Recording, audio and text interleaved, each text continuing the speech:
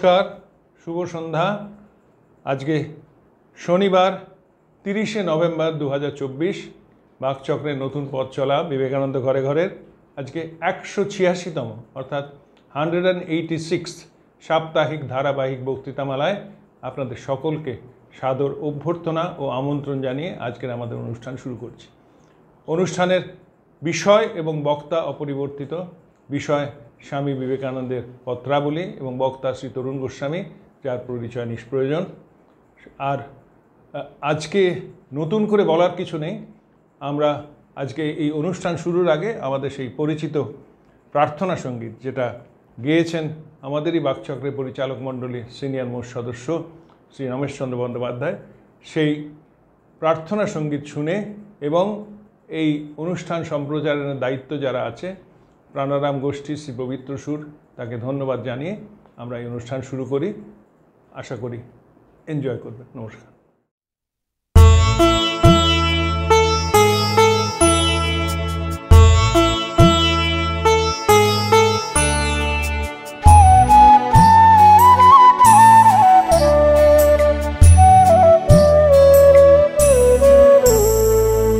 তোমারে করিয়াছি জীবনের ধ্রুবতারা এ সমুদ্রে আরো কবু হব না গো পথহারা।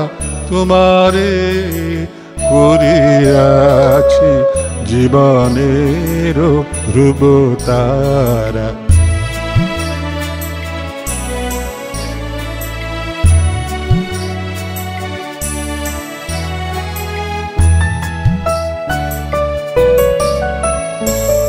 যেথায় আমি যাই না গো তুমি প্রকাশিত থাকো।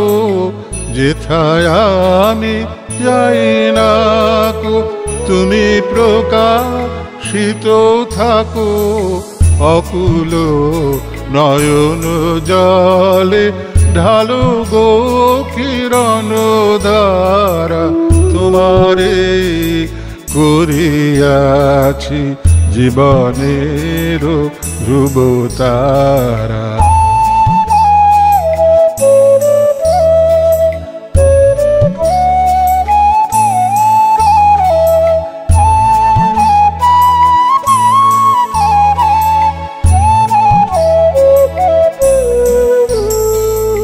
তব মুখ সদা মনে জাগিতেছে সঙ্গপানে। তিলেকো অন্তর হলে নাহিরি কুল কিনারা। তব মুখ সদা মনে জাগিতেছে সঙ্গপানে। তিলেকো অন্তর হলে নাহেরি কুল কিনারা। কখনো বিপথে যদি ভ্রমিতে চাহে হৃদি। কখনো বিপথে যদি ভ্রমিতে চাহে হৃদি। অমনীয় মুখ হেরি শরমে যে হয় সারা। তোমারে করিয়াছি জীবনের ধ্রুবতারা। এ সমুদ্রে আরো কবু হব না গো পথহারা। তোমারে করিয়াছি জীবনের ধ্রুবতারা।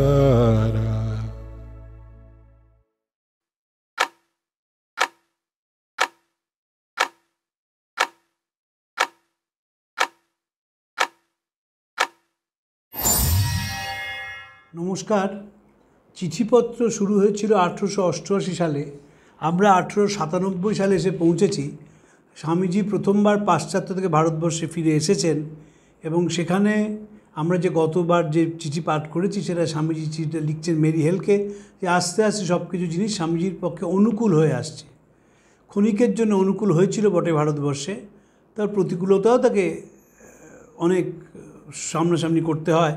আমার বারবার মনে হয় যে স্বামীজি ডায়াবেটিস তো ছিলই, সেই ডায়াবেটিসটা স্বামীজির ভারতবর্ষে প্রচুর বেড়ে গিয়েছিল এই দেশীয় মানুষদের স্বামীজির সম্বন্ধে চূড়ান্ত সমালোচনার জন্যে। এখন তো রামকৃষ্ণ মিশনকে দেখলে সেটা বোঝা যাবে না। আমরা যেহেতু স্বামীজিকে কখনো ঐতিহাসিক প্রেক্ষিতে দেখি না, আমরা যেন শুধু অবতার গল্প পুরুষ ভাবি, ঘটি ঘটি প্রণাম করি। স্বামীজির মন্দিরে যত মানুষ যান বেলুড় মঠে তিথি পুজোর সময় বা অন্য কোনো দিনে, তার 2% যদি বিবেকানন্দ পড়তেন এবং 8% যদি বিবেকানন্দকে কাজে লাগাতেন, তাহলে দেশটা অন্যরকম হয়ে যেত। কিন্তু দেশটা হলো না কেন? তার কারণ হচ্ছে আমরা বিবেকানন্দকে অন্তর থেকে গ্রহণ করলাম না। আমরা স্বামীজিকে মোটামুটি একটা অবতারের জায়গায় রাখলাম, ওই পুজোর সময় কিছুটা ঘুষ দিলাম এবং মনে করলাম ওটাই আমাদের পবিত্র দায়িত্ব পালন করা হলো। লাইট অফ দি ইস্ট পত্রিকার সম্পাদককে স্বামীজি চিঠি লিখছেন। এটা সুবিদিত মাসিক পত্রিকা তখন ছিল। সেখানে স্বামীজি লিখছেন, যেহেতু পত্রিকাটির উন্নতিকল্পে আপনি আমার পরামর্শ চেয়েছেন, আমি খোলাখুলি বলি, এ কাজে আমার আজীবন অভিজ্ঞতায় আমি সব সময় দেখেছি যে অলৌকিকের চর্চা ক্ষতিকর, তা মানুষকে দুর্বল করে। আমাদের যা চাই তা হলো শক্তি। এই প্রথম কথাটা লিখে দিলেন। ভারতবর্ষের মানুষ সব সময় অলৌকিকত্বে বিশ্বাস করে। অলৌকিক আছে বা নেই সেটা আমি বলছি না, কিন্তু অলৌকিক অভিজ্ঞতা সবসময় ব্যক্তিগত অভিজ্ঞতা হয়। ব্যক্তিগত অভিজ্ঞতা কারুর সঙ্গে আদান প্রদান করতে নেই, ওটা ব্যক্তিরই অভিজ্ঞতা। আপনি ট্রেনে করে যাচ্ছেন, হঠাৎ আপনার কালো মেঘের পর সাদা বক যাচ্ছে দেখে ভেতর থেকে একটা পরিবর্তন এলো, সেই পরিবর্তনটা আপনি লোককে বলবেন কেন? এবং বললেন শুধু না, বলে তার মধ্যে অলৌকিকত্ব গল্প বলে দিলেন। ইদানিংকালে দুর্ভাগ্যের বিষয় এই যে আমাদের রামকৃষ্ণ ভাব আন্দোলনের মধ্যেও এই অলৌকিক গল্প বলার একটা প্রবণতা লক্ষ্য করা যাচ্ছে। এবং স্বামীজি হয়তো আমাদের সেই জন্যেই সচেতন করছেন যে এই পথে হেঁটো না। স্বামীজি বলছেন, অলৌকিকের চর্চা ক্ষতিকর, তা মানুষকে দুর্বল করে। আমাদের দেশে যা চাই তা হলো শক্তি। অন্যান্য জাতির চেয়ে ভারতবাসী আমাদের বেশি দরকার বলিষ্ঠ তেজস্বী চিন্তার। সর্ববিষয়ে সূক্ষ্মাতি সূক্ষ্মের অনুশীলন আমাদের যথেষ্ট হয়েছে। যুগ যুগ ধরে আমাদের ভেতরে রহস্যময় বস্তু ঠেসে পড়া হয়েছে। তার ফলে আমাদের বৌদ্ধিক এবং আধ্যাত্মিক পরিপাক শক্তি এমনভাবে নষ্ট হয়ে গেছে যে প্রায় চিকিৎসার অসাধ্য, এবং জাতিটাকে অকর্মণ্য এবং মানসিক জড়তায় এমন এক নির্মূলস্তরে টেনে নামানো হয়েছে যার অভিজ্ঞতার আগে বা পরে অন্য কোনো সভ্য সমাজকে লাভ করতে হয়নি। এর কারণ হচ্ছে আমাদের ভারতবর্ষের যে কোনো কারণেই হোক, কাজকে কখনো সবার উপরে স্থান দেওয়া হয়নি। ধরুন, যে মানুষটা কাজ করছে তাকে বলা হলো ভাগ্য, যে কাজ করছে না তাকেও বলা হলো ভাগ্য। ফলে যে কাজ করছে না ভাগ্য মনে বলে, দেখো আমার ভাগ্যে কাজ করে নেই, আমি কি করে কাজ করব? এই করে জাতিটা অকর্মণ্য হয়ে গেল। স্বামীজি মনে রাখবেন সবসময়, স্বামীজি তো শক্তি নিয়ে জন্মেছিলেন এবং কোনো রকমের শক্তির অবমাননা সহ্য করতে পারতেন না বলেই তিনি একেবারে ভারতবর্ষের মূলে আঘাত করেছিলেন। আমরা তো স্বামীজি মন দিয়ে পড়ি না। আমাকে সেদিন একজন শুনছিলাম যে একজন বলছেন, সন্ন্যাসী, যে হঠাৎ দেখলাম সামনে মা দাঁড়িয়ে আছেন। আমি বললাম, খুব ভালো দেখলেন, বলার কি আছে? মাকে দেখেছেন। মাকে দেখেছেন তো বলার জন্যে নয়, কারণ আপনি যাকে বলছেন তারা তো দেখতে পাবে না। যদি এমন হতো যে সেই পুরনো দিনের ভিউ মাস্টারের মতন ঘোরালেই মাকে আমরা সবাই দেখতে পেতাম, তাহলে আমরা দেখতাম। বহু মানুষ আছে এখনও মাকে দেখেন, বহু মানুষ আছে ঠাকুর স্বামীজিকে দেখেন, কিন্তু সেটা তো বলবার জন্যে নয়। আমি বাগবাজের এক ভদ্রমহিলাকে চিনতাম, তিনি মারা গেছেন, দুর্ভাগ্যের বিষয়, অনেক বয়সে মারা গিয়েছে। দুর্ভাগ্যটা কেন বলি, তার নিয়মিত দর্শন হতো এবং তিনি দর্শনে যেসব কথাগুলো বলতেন সেগুলো তার পক্ষে বলা সম্ভব নয়। একেবারে দৈনন্দিন জীবনের ঘটনা তাকে মা কিভাবে বলছেন তিনি বলতেন। এবং এইটা কি করে বোঝা যায়? হচ্ছে একটা ইউনিভার্সাল স্পিরিট থাকে। আমরা যদি সত্যিকারের মার সান্নিধ্য পাই, যখন পাবো তখন তো আর ভাষায় প্রকাশ করতে পারবো না।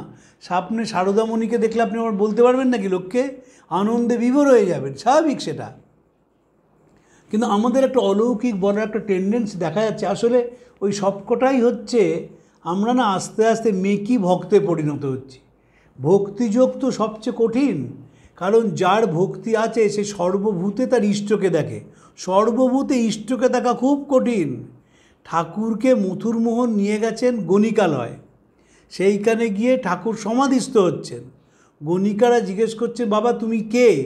বলছেন আমি দক্ষিণেশ্বরের ঠাকুর। বলে তাহলে এইখানে কেন এসছো? বলেন কেন আসবো না, দক্ষিণেশ্বরে মা ভবতারিণী, তিনি বিশ্ব চরাচর, আর এখানে সেই মাই আনন্দময়ী। এই যে কনসেপ্ট, এই কনসেপ্টে কোনো অলৌকিকত্ব নেই। এই কনসেপ্টে যেটা আছে সেটা হচ্ছে সীমাহীন শ্রদ্ধা মানুষের প্রতি। যে গণিকাদের সমাজ আস্থা করে ফেলে দিয়েছে, কোনো রকম সম্মান দেয় না, তারা আছে শুধু ভোগের জন্যে, সেই মানুষদের অন্তরাত্মাকে শ্রদ্ধা জানানো এবং তাদের আনন্দময়ী বলা, তাদের বিশ্ব চরাচরের রূপ হিসেবে স্বীকার করা, এটি হচ্ছে অনুসরণযোগ্য। এখানে কোনো অলৌকিকত্ব নেই। স্বামীজি, আমরা সর্ববিষয়ে সূক্ষ্মাতি সূক্ষ্ম অনুশীলন করে আমাদের যথেষ্ট হয়েছে। যুগ যুগ ধরে আমাদের ভেতর রহস্যময় বস্তুগুলো ঠেসে পড়া হয়েছে। আমরা দেখবেন সব বিষয় সূক্ষ্মাতি সূক্ষ্ম আলোচনা করি, কিন্তু কাজের আলোচনা করি না, সমাজের আলোচনা করি না। তখন আমরা তো কথায় কথায় বলি যে আমরা ভীষণ পরিষ্কার পরিচ্ছন্ন থাকি সব সময়, চিন্তায়, মনে, বাক্যে, পোশাকে, আশাকে সব সময়। আমরা যে ভেতর থেকে কী কদর্য তা চিন্তা করা যায় না। পাশ্চাত্যে কদর্যতা তার মুখে বলে ফেলে, আমরা বলি না, এবং ভেতরে সেটাকে পুষে রাখি। কেন রাখি? ওই সূক্ষ্মাতি সূক্ষ্ম বিচারের জন্যে। আমরা সর্বক্ষেত্রে বিচার করি, কিন্তু ভুলে যাই যে বিচার করার একটা বিপুল ট্রেনিং দরকার হয়। বিচার করা সম্ভব নয়, খুব কঠিন বিচার করা। আমরা সেটা করি এবং আমাদের মধ্যে সেটা, এবং স্বামীজি এখানে সাংঘাতিক বলছেন, আমাদের বৌদ্ধিক এবং আধ্যাত্মিক পরিপাক শক্তি এমনভাবে নষ্ট হয়ে গেছে যে প্রায় চিকিৎসার অসাধ্য এবং জাতিটাকে অকর্মণ্য মানসিক জড়তার এমন এক নিম্ন স্তরে টেনে নামানো হয়েছে, তার অভিজ্ঞতা এর আগে বা পরে অন্য কোনো সভ্য সমাজকে লাভ করতে হয়নি। বৌদ্ধিক এবং আধ্যাত্মিক পরিপাক শক্তি নষ্ট হয়ে গেছে, আমরা ডাইজেস্ট করতে পারছি না। আধ্যাত্মিক শক্তিটাও গেছে। আধ্যাত্মিক শক্তি যাওয়ার ফলে কী হয়েছে, আমরা পুজোয় মেতে থাকি, কিন্তু পুজোর দর্শনটা কখনো বুঝি না। পুজো মানেই একেবারে, পুজোকে দেখবেন অনেকে যজ্ঞী বাড়ি বলে, যাক সকাল থেকে কলতান হচ্ছে, কথা হচ্ছে, খাবারের ব্যবস্থা হচ্ছে, কে কখন সকালে লুচি হবে, দুপুরে কী খাবে, বিকেলে কী খাবে, কিন্তু দেবতা যিনি, তার প্রতি কারুর ধারণা নেই। এবং ট্র্যাজেডি হচ্ছে, আপনি যদি কখনো মসজিদে যান, কখনো গির্জায় যান, কখনো বৌদ্ধ উপাসনালয়ে যান, দেখবেন সেখানে একেবারে নিস্তব্ধতা। আর হিন্দুদের মন্দিরে যত কথা। আপনি যদি বেনারসের বিশ্বনাথ শিব মন্দিরে যান, কেউ কিন্তু চুপ করে নেই। জগন্নাথ দেব দর্শন করতে গেছে, সেখানেই তো নিস্তব্ধ হবে, কারণ সেখানে মনটা নিজের মধ্যে ডুবে যাবে। আপনাতে আপনি থেকে মন যেও না কো কারো ঘরে, সেইখানেই দেখবেন যত কথা হচ্ছে। যদি কখনো বৌদ্ধ গুহায় যান, দেখবেন সেখানে একেবারে নিস্তব্ধতা, কারণ মানুষ সেখানে নিজের মধ্যে ডুবে যাচ্ছে। আর আমাদের হচ্ছে এখানে মন্দির মানেই চিৎকার। কালীঘাটে যান, দেখবেন সব সময় চিৎকার হচ্ছে। অত যদি চেঁচানো যায়, তাহলে আপনি দেবীকে ডাকবেন কখন? দেবী যে ইষ্ট, দেবী যে বিশ্ব চরাচর, তাকে কখন ডাকা হবে? তাই স্বামীজি বলছেন যে আমাদের এগুলো প্রায় চিকিৎসার ওপরে চলে গেছে, আর চিকিৎসা করা যাবে না আর কি। একটা বলশালী জাতি গড়ে তুলতে হলে তার পেছনে তরতাজা ও বলিষ্ঠ চিন্তা থাকা দরকার। তা আছে প্রয়োজনের অতিরিক্ত উপনিষদের মধ্যে, যা সারা পৃথিবীকে শক্তিশালী করতে পারে। অদ্বৈতবাদ হচ্ছে শক্তির শাশ্বত আকর। কেন বলছেন স্বামীজি? অদ্বৈতবাদ যেহেতু মানুষের অন্তরের শক্তিতে বিশ্বাস করে, তাই কোনো বাড়তি সুযোগ সুবিধের কথা বলে না, প্রিভিলেজ না। অদ্বৈততেই একমাত্র প্রিভিলেজ নেই, কারণ তোমার তো আনুষ্ঠানিক পুজোটা নেই, পুজোটা মনে। আপনি যখনই আনুষ্ঠানিক পুজো করবেন, তার ট্র্যাজেডি হচ্ছে বলবে দেখো আমার পুজোর অধিকার, আমি ব্রাহ্মণ, এই প্রিভিলেজ হয়ে গেল। ক্ষত্রিয় বলবে আমার পয়সা আছে, প্রিভিলেজ পেয়ে গেল। বৈশ্য বলবে আমি তোমার থেকে অনেক বেশি পয়সা উপার্জন করেছি, প্রিভিলেজ পেয়ে গেল। কিন্তু অদ্বৈতের ব্যাপার হচ্ছে যে আমার মধ্যেই সেই অনন্ত শক্তি। যখন আপনি এই কথাটা বলছেন তখন বিশেষ সুযোগ সুবিধা লাভের কোনো সুযোগ সেখানে নেই। তাই ঠাকুর বলেছেন অদ্বৈত জ্ঞান আঁচলে বেঁধে যথা ইচ্ছা তথা যাও। এবং স্বামীজি অদ্বৈতবাদ সম্বন্ধে বারবার বলেছেন আমার কাজ হচ্ছে বনের বেদান্তকে ঘরের কোনায় নিয়ে আসা। কেন বলছেন? কারণ বেদান্ত অন্তর্নিহিত শক্তির কথা বিশ্বাস করে। বেদান্ত মনে করে না যে শক্তি মানে এই। আমরা তো মনে করি, আমরা যারা মধ্যবিত্ত বা উচ্চ মধ্যবিত্ত, আমাদের কখনো সেট প্যাটার্ন আছে, সেই সেট প্যাটার্নের মধ্যে আমরা মানুষকে ফেলি এবং মনে করি যারা সেই প্যাটার্নে কনফার্ম করছে তারাই শক্তিমান, যারা প্যাটার্নে কনফার্ম করছে না তারা শক্তিমান নয়। দ্বিতীয়ত শক্তিমানকে এই ধারণাটাই আমাদের নেই। ফলে কি হয়, আমরা প্রিভিলেজ পেতে অভ্যস্ত হয়ে যাই। যে কোনো জায়গায় আমরা প্রিভিলেজ খুঁজি। যখন বেলুড় মঠে যাবেন দেখবেন বেশ কিছু লোক আছে, তারা মনে করে আমাকে হামলে পড়ে টিকিটটাকে জোগাড় করতে হবে। টিকিটটা হামলানোর কিচ্ছু নেই, একেবারে নিয়ম করে টিকিট দেওয়া হবে। তার আগে থেকে ফোন করেন, মহারাজ আমি কিন্তু কালকে যাচ্ছি, কালকে আমি কিন্তু 5 জনকে নিয়ে খেতে যাবো, বুঝলেন মহারাজ, একটু ব্যবস্থা করে দেবেন। মহারাজ একটু বলে দেবেন। যেভাবে আকুতি নিয়ে মহারাজকে বলে, সেই আকুতি নিয়ে যদি রামকৃষ্ণকে জানতে চাইতো তাহলে মনটা অন্যরকম হয়ে যেত। আমি একসময় প্রত্যেক শনিবার বেলুড় মঠে যেতাম, যখন স্বামী প্রভানন্দজি সাধারণ সম্পাদক মহারাজ ছিলেন এবং পরে ভাইস প্রেসিডেন্ট ছিলেন। তো মহারাজের কাছে ফোন আসতো যে মহারাজ আমরা 10 জন আজকে খেতে যাবো, মহারাজ ব্যবস্থা করে দেবেন, বুঝলেন, প্রসাদ পাবো বেলুড় মঠে। কী হবে প্রসাদ পেয়ে?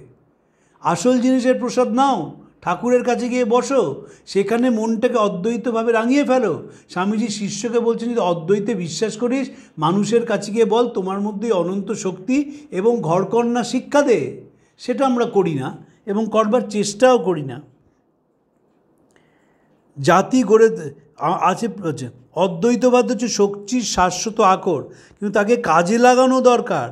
প্রথমে বেদান্তকে পণ্ডিতির কঠিন আবরণ থেকে মুক্ত করতে হবে, তারপর তার সমস্ত সরলতা, সৌন্দর্য ও ভাব গাম্ভীর্য নিয়ে দৈনন্দিন জীবনের খুঁটিনাটি বিষয়তা প্রয়োগ করে দেশে সর্বত্র শিক্ষা দিতে হবে। এইখানেই বিবেকানন্দের সঙ্গে সব পণ্ডিতের তফাৎ। সব পণ্ডিত মনে করেছেন যে অদ্বৈত চর্চা মানে বৌদ্ধিক ব্যায়াম, ইন্টালেকচুয়াল জিমন্যাস্টিক্স। আপনি শঙ্করাচার্য বোঝাতে গেলে কতগুলো শ্লোক জানেন, কতগুলো তার ব্যাখ্যা জানেন, তার টিকা টিপ্পণী জানেন, তাই মানুষকে বোঝাতে চান। বিবেকানন্দের অদ্বৈত ছিল খুব সোজা। আমার কাজ হলো বেদান্তের শুষ্ক ভাবনাগুলোকে ভালোবাসা দিয়ে মোলাম করে, তার সঙ্গে সুতীব্র কর্মের মশলা মিশিয়ে যোগের পাকশালায় রন্ধন করে আমি এভাবে তা পরিবেশিত করতে চাই যাতে কি শিশুও হজম করতে পারে। একটা স্টাডিকে চিঠি লিখেছিলেন, আজকে দেখুন সেই চিঠির সঙ্গে এটাও মিলে যাচ্ছে। প্রথমে পণ্ডিতির কঠিন আবরণ থেকে মুক্ত করতে হবে, তারপরে তার সমস্ত সরলতা, সৌন্দর্য ও ভাব গাম্ভীর্য নিয়ে দৈনন্দিন জীবনের খুঁটিনাটি বিষয়তা প্রয়োগ করে দেশের সর্বত্র শিক্ষা দিতে হবে। এ তো একটা বিরাট কাজের ফরমাস, কিন্তু তাহলে যেন আগামীকালই এই কাজ নিষ্পন্ন হবে, এইভাবে এই উদ্দেশ্যে আমার কাজ করতে হবে। একটা বিষয় আমি সুনিশ্চিত, যে কেউ অকপট ভালোবাসা নিয়ে নিঃস্বার্থপর হয়ে মানুষের সেবা করতে চায়, সে অসাধ্যকে সাধন করতে পারবে। এই যে ধরুন আমার তো পণ্ডিতদের সঙ্গে ওঠা বসা আছে, আমি প্রচুর অদ্বৈত বেদান্তের পণ্ডিতকে দেখেছি, নিজেরাই নিজেদের ম্যানেজ করতে পারেন, অথচ বিশ্ববিদ্যালয়ে অদ্বৈত পড়ায়। অদ্বৈত বেদান্ত মানে কি? আত্মশ্রদ্ধা। সে ব্যাগটা হারিয়ে যাচ্ছে, ব্যাগটা বাড়িতে রেখে গাড়িতে উঠে পড়ছে, আবার সেখান থেকে চিৎকার করছে ড্রাইভারকে ব্যাগটা নিয়ে এসো, নিজেই তালগোল পাকিয়ে যাচ্ছে, অথচ ক্লাসে গিয়েই একেবারে সর্বং খণ্ডিতং ব্রহ্ম হয়ে যাচ্ছে। ফলে কি হচ্ছে, যেহেতু জীবনের সঙ্গে তার অদ্বৈতের কোনো যোগ নেই, তাই মানুষ তাকে অনুসরণ করছে না। বিবেকানন্দ থেকে মানুষ অনুসরণ করতো কেন? কারণ বিবেকানন্দ যেটায় বিশ্বাস করেছেন সেটা করতেন। এই আমি সেদিন একটা অসাধারণ স্বামীজির জীবনের ঘটনা পড়ছিলাম। স্বামীজি মাদ্রাজে আছেন, ক্যাসেল কান্নান, সেইখানে স্বামীজিকে খেতে দিয়েছে। খেতে দেওয়ার সময় সে খাবারটা দেখেন যে কতগুলো গরিব লোক দাঁড়িয়ে আছে। তো স্বামীজি জিজ্ঞেস করছে এরা কেন দাঁড়িয়ে আছে? ওর ওই যে ভাতের যে জলটা হয় সেই জলটা দিলে তারা খাবে। স্বামীজির সঙ্গে সঙ্গে নাকি খাবারটা দিয়ে দিলেন। এই হচ্ছে নিঃস্বার্থ ভালোবাসার উদাহরণ। যার ভেতরে এটা চলে সে কোনো দিনের বাইরে চলে আসতে পারবে না, অসম্ভব। যার ভেতরে ভালোবাসাটা মেকি সেটা দেখবেন পুরোটাই সোশ্যাল লাভ, লিপ ওয়ার্কশিপ যাকে ইংরেজিতে বলে। এখন লিপ ওয়ার্কশিপের সংখ্যা প্রচুর বেড়ে গেছে। স্বামীজি একেবারে সুন্দর কথা বলছেন, যে কেউ অকপট ভালোবাসা নিয়ে নিঃস্বার্থপর হয়ে মানুষের সেবা করতে চায় সে অসাধ্যকে সাধন করতে। যদি অলৌকিকত্ব কেউ থেকে থাকে কিছুতে সেটা যে মানুষের সেবায়। বিনোদিনী অভিনয় করতেন। এই 21শে সেপ্টেম্বর ঠাকুর স্টার থিয়েটারে গিয়েছিলেন, বিনোদিনীর নাটক দেখেছিলেন, দেখে তার বিনোদিনীর সঙ্গে দেখা করার ইচ্ছে হয়েছিল। কলকাতায় তো সব বাবুরা গায়ে সেন্টেন্ট মেখে বেল ফুলের মালা হাতে জড়িয়ে থিয়েটার দেখতে যেতেন, মহিলারাও দামি শাড়ি পরে যেতেন, গায়ে সুগন্ধি। তারা কিন্তু কেউ অভিনেতা অভিনেত্রীদের দেখতেন না, ঠাকুর দেখতে গেলেন। এবং বিনোদিনী যেহেতু নিমায়ের ভূমিকায় অভিনয় করেছেন, তার অভিনয়টি এত ভালো লেগেছে, বিনোদিনী একত্ব হয়ে গেছেন নিমায়ের সঙ্গে, তাই তিনি দেখা করার ইচ্ছা প্রকাশ করেছেন। যখন করেছেন তখন কলকাতার বাবুদের কয়েকজন বলেছে কখনো যাবেন না, ওটি বারবনিতার মেয়ে। ঠাকুর গেছেন, গিয়ে আশীর্বাদ করেছেন, মা তোমার চৈতন্য। এটাই তো অলৌকিক, যে একটি মানুষ নিজের বেড়া থেকে ভেঙে বেরিয়ে এসে তিনি মানুষকে তার সামনে এগিয়ে দেওয়ার কথা বলছেন। সুজিতদা ব্যাংকে কাজ করতেন, বহুদিন রিটায়ার করেছেন। ওর সমসাময়িক সারা ভারতবর্ষ যদি দেখেন সব কটি ব্যাংক মিলিয়ে অন্তত 30,000 লোক রিটায়ার করেছে। 30,000, সব ব্যাংক মিলিয়ে আমি বলছি, উনি সেন্ট্রাল ব্যাংকে ছিলেন, সব ব্যাংক মিলিয়ে। এই 30,000 লোক যারা 80-র কাছাকাছি বয়স, তারা কজন বিবেকানন্দ চর্চা করছে বলুন তো? যে লোকটির, এটাই তো অলৌকিক। অলৌকিক হচ্ছে আমি ছোট থেকে বড় হলাম, কলকাতায় রইলাম, স্বামীজির ফটোয় প্রণাম করলাম, সারদামার কথা শুনলাম, মঠে গেলাম, প্রণাম করলাম, আর জীবনের একটা সময় ডুবে গেলাম। তখন আর প্রণামটা করতে গেলাম না, তখন আর বাড়তি কোনো এফার্ট দিলাম না যে আমি মন্দিরে যাই, গিয়ে ঠাকুরকে দেখি, কিন্তু আমি ডুবে রইলাম বিবেকানন্দ চিন্তায়, আমি ডুবে রইলাম মার চিন্তায়। এইটাই হচ্ছে অলৌকিকত্ব। যদি কোথাও কিছু থেকে থাকে, যখন মানুষ তার একটা লেভেল থেকে অন্য লেভেলে চলে যায়, দিস ইজ মিরাকল। মিরাকল তো অন্য কোনোভাবে আসে না। মিরাকল সামনে ভোজবাজি দেখা নয়। ঠাকুর সেই যেমন ভৈরবী ব্রাহ্মণী ঠাকুরকে দীক্ষা দিয়েছিলেন, তিনি পূর্ববঙ্গে দুজনকে দীক্ষা দিয়েছিলেন, চন্দ্র এবং গিরিজা। তাদের বিপুল শক্তি ছিল। তারা একজন দক্ষিণেশ্বরে এসে ঠাকুরকে বলেছেন তুমি এই যে দক্ষিণেশ্বরের দরজা আছে যেতে পারবে? ঠাকুর বলেছিলেন যে একটা আলো নিয়ে যেতে হবে, অন্ধকার তো। তখন তিনি পিঠ দিয়ে আলো বের করে ফেলেছিলেন, যে সেই ক্ষমতা তার ছিল যে তিনি আলো হয়ে গেল পথ, আপনি যান। কিন্তু ক্ষমতাটা ওখানেই শেষ হয়ে গেল, কারণ তিনি আর হায়ার লেভেলে উঠতে পারলেন না। হায়ার লেভেলে ওঠা মানেই to see God in every being. Pope John Paul II বলছেন, the highest the purpose of education is to see God in every individual. The highest realization is a realization of God in every being. God মানে কি? God মানে কোনো personal god নয়। God মানে that innate power. Innate পাওয়ারের তারা নাম দিতে হয়, তার টেকনিক্যাল নামটা আমি কী দেবো? নামটা হচ্ছে ব্রহ্ম বা ঈশ্বর বা শক্তি। সেই শক্তিটা যখন আমার মধ্যে আছে এবং তার স্ফুরণ ঘটছে, সেটাই মিরাকল। এবং সেটা অকপট এবং সেবা হলে হয়। ধরুন একটি মানুষ, আমি যেমন আমরা সবাইকে একটা কথা বলি, একবার ঋষিকেশে যাচ্ছি, ঋষিকেশ থেকে আরও ওপরের দিকে যাচ্ছি বদ্রীনাথের দিকে, আমাদের গাড়িতে একজন সন্ন্যাসী উঠেছেন। তো আমরা কথাবার্তা শুনেই বুঝতে পারি তার বাঙালি শরীর। তা তিনি বলছেন প্রচণ্ড বৃষ্টি পড়ছে, তার মধ্যে তিনি বলছেন যে গাড়িটা আরও জোরে চালাও। একটা বাঁকে ডান দিক থেকে বাঁ দিক হলে একটু ব্রেকে পা দিলে গাড়িটা ছিটকে খাদে পড়ে যাবে। তো কিছুক্ষণ পরে আমরা তাকে বলেছি যে স্বামীজি আপনি এত জোরে গাড়ি চালাতে বলছেন কেন?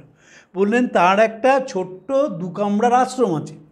এবার বাজারে খবর রটে গেছে যে ওই আশ্রমে যদি 12টায় কেউ আসে তাহলে সে প্রসাদ পাবে। প্রসাদ কি? গরম খিচুড়ি, তরকারি, চাটনি, পাঁপড় ভাজা। এবং প্রত্যেক দিন আগে 5 জন আসতো, তারপর 10 জন আসতো, তারপর 20 জন আসতো, এখন 30 জন আসে। তখন ঘড়িতে 11টা বাজে। তিনি তাড়া দিচ্ছেন যাতে কেউ না খেয়ে ফিরে যায়। তাই তার এইটা মিরাকল যে ব্রেভিং এভরি অড। বৃষ্টি পড়ছে, গাড়ির টায়ার আছে, চালানো আছে, বাঁক আছে, ওপর থেকে পাথর পড়া আছে, কোনো দিকে তার নজর নেই। তার নজর হচ্ছে ওই 30 জন যদি আসেন এবং তারা যদি না খেয়ে চলে যান তাহলে তার অধর্ম করা হবে, তাই তিনি ছুটছেন। This is miracle. আমরা মিরাকলের ভুল স্বামীজি একটা অপূর্ব কথা বলছেন। একজন স্বামীজিকে সে বলছে, স্বামীজি আমি কেদারনাথ মন্দিরে গিয়েছিলাম। স্বামীজি বললেন, কেদারনাথ মন্দিরে যাওয়া মানে ইটস নট, মানে going to Kedarnath is not a great thing. Travel from Howrah station to Kedarnath temple. তো গ্রেট থিংটা কি? To convert an animal man into God man. আমি লেভেলটা পাল্টে চলে গেলাম। আমরা প্রত্যেক দিন তো লেভেলটা পাল্টায়। আমরা আমাদের দিকে তাকাই না, আমরা মিরাকলের জন্য বাইরে খুঁজি। আমাদের ভেতরেই তো মিরাকল। আপনাতে আপনি থেকো মন, যেও না কো কারো ঘরে, যাচাইছিস তা বসেই পাবি খোঁজো নিজ অন্তপুরে। পরম ধন সে পরশমণি, যা চাবি তা দিতে পারে, কত মণি ছড়িয়ে আছে চিন্তামণির নাচ দুয়ারে। তারপর বলা হচ্ছে, দুঃখ ভ্রমণ তীর্থ গমন, মন উচাটন করো না হে, তুমি ত্রিবেণী সঙ্গম স্নানে, শান্ত হও না মূলাধারে। কি দেখো কমলাকান্ত, মিছে ভ্রম এ সংসারে, ওই বাজি করে চিনলে না রে, যে ঘটে ঘটে বিরাজ করে, আপনাতে আপনি থেকো মন, যেও না কো কারো ঘরে। যখন একটা মানুষ নিজের মধ্যে ডুবে যায় সে কী পায়? সে তার বৈশিষ্ট্যগুলোকে আবিষ্কার করে, এবং যে মুহূর্তে সে বৈশিষ্ট্যগুলোকে আবিষ্কার করে সে সঙ্গে সঙ্গে একটি হায়ার প্লেনে চলে যায়, মানসিক স্তরে তার উন্নতি ঘটে।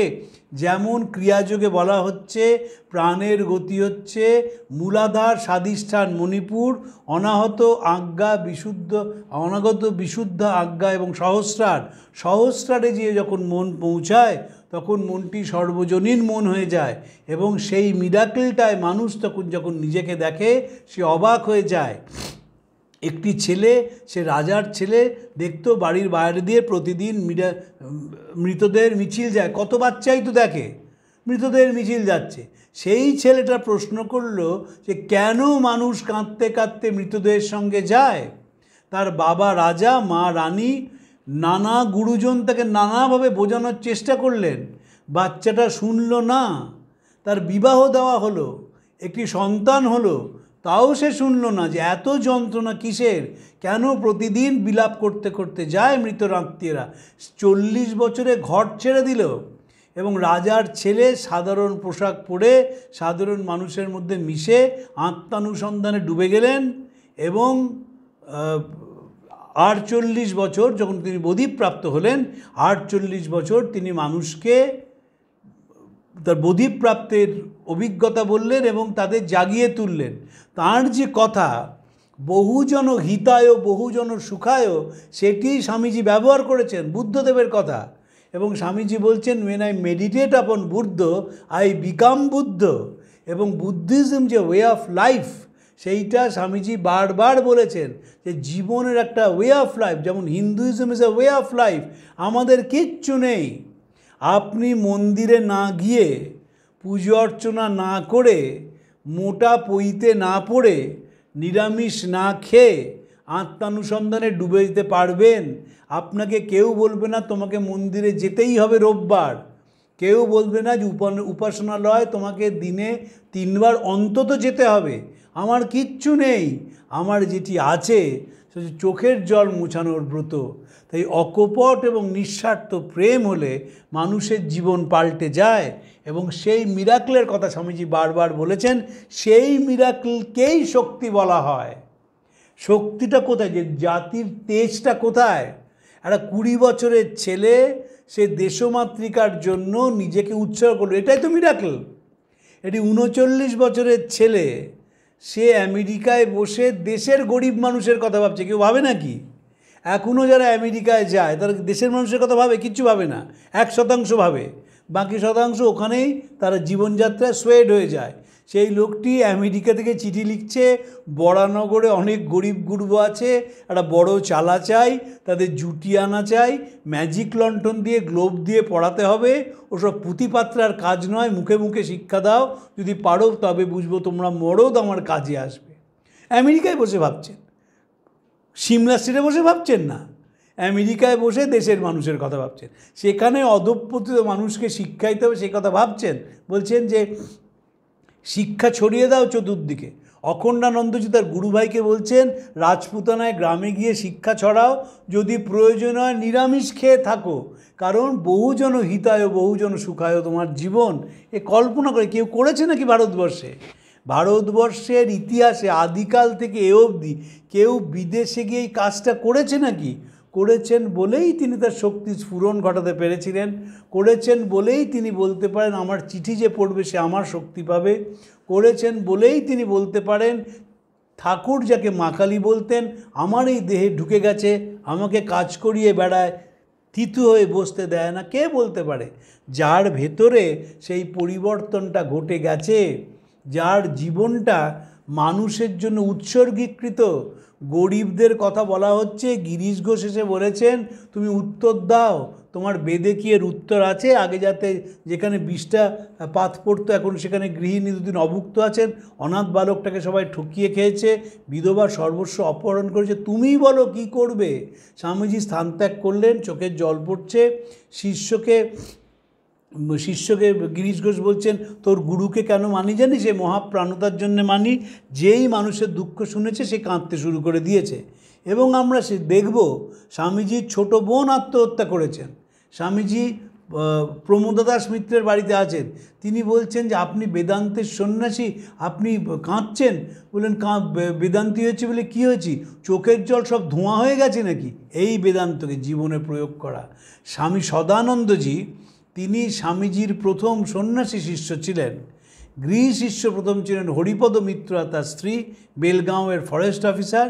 স্বামী সদানন্দজিকে হাতরা স্টেশনে স্বামীজি দীক্ষা দিয়েছিলেন, সন্ন্যাস দান করেছিলেন, এবং স্বামী সদানন্দজি স্বামীজির প্রথম সন্ন্যাসী শিষ্য। তিনি স্বামীজিকে ফিরে আসার পর স্বামীর সঙ্গে কথা বলতেন, খুব গুরুত্বপূর্ণ কথা যেটি বলি আমি শেষ করব। তিনি বলতেন আমি এই বিবেকানন্দকে ভয় পাই। এই বিবেকানন্দ বিখ্যাত মানুষ, বিখ্যাত বাগ্মী, বক্তা, ইতিহাস রচয়িতা। আমি সেই মানুষটিকে চিনি যে আমার জুতো মাথায় করে একক্রোশ পথ হেঁটে গিয়েছিল। আমি আমেরিকান গ্ল্যামার দেখে আসিনি। কেন বলতেন? তিনি যখন যাচ্ছেন স্বামীর সঙ্গে হিমালয়, তখন তার ম্যালেরিয়া হয়েছে। এবার স্বামীজি তার শরীরটাকে কাঁধে ফেলেছেন। তিনি সব ছেড়েছিলেন, ছাড়তে পারেননি ভারী একজোড়া বুট। এবার সে বুটটার ভবিষ্যৎ কী হবে? তখন দেখলেন যে স্বামীজি তার শরীরটা মাথায় ফেলেছেন, আরেকটা হাত খালি আছে, সেই হাতে বুটটাকে মাথায় নিয়ে স্বামীজি পথ চলেছেন। কেন মাথায়? হাতে রাখলে ব্যালেন্স রাখতে পারবেন না, মাথায় রাখলে দেখবেন কুলিরা একটা অদ্ভুত স্টাইলে যায়, তাতে মালটা পড়ে না, কিন্তু হাতে রাখলে মালটা পড়ে যাবে। তো সেই আমেরিকান গ্ল্যামার দেখে আসেনি। এটাই হচ্ছে মিরাকল। যে মানুষ ভালোবাসতে পারে, যে মানুষ আপন করে নিতে পারে, যে মানুষ চোখের জল মোছাতে পারে, সেই মানুষই আস্তে আস্তে অলৌকিক মানুষে পরিণত হয়। মহারাজা মাইসোরকে স্বামীজি চিঠি লিখেছিলেন, এই জীবন কয়েকদিনের, জীবনের চাকচিক্য কয়েকদিনের, সেই বেঁচে থাকে যে পরের জন্য বেঁচে থাকে, বাকিরা মৃত প্রেততুল্য। যেই পথে হাঁটে তার প্রত্যেকটা জীবনের, যখন সে পেঁয়াজের খোসার মতো জীবন যখন নানাভাবে তার সামনে উন্মোচিত হয়, তাকেই মিরাকল বলা হয়, সেটাকেই শক্তি বলা হয়, এবং তা বহু মানুষকে প্রাণিত করে। আপনাদের নমস্কার জানিয়ে আজকে শেষ করছি। প্রাণারাম প্রাণারাম প্রাণারাম প্রাণারাম প্রাণারাম প্রাণারাম কি যেন লুকানো নামে তাই মিষ্ট এত তব নাম প্রাণারাম প্রাণারাম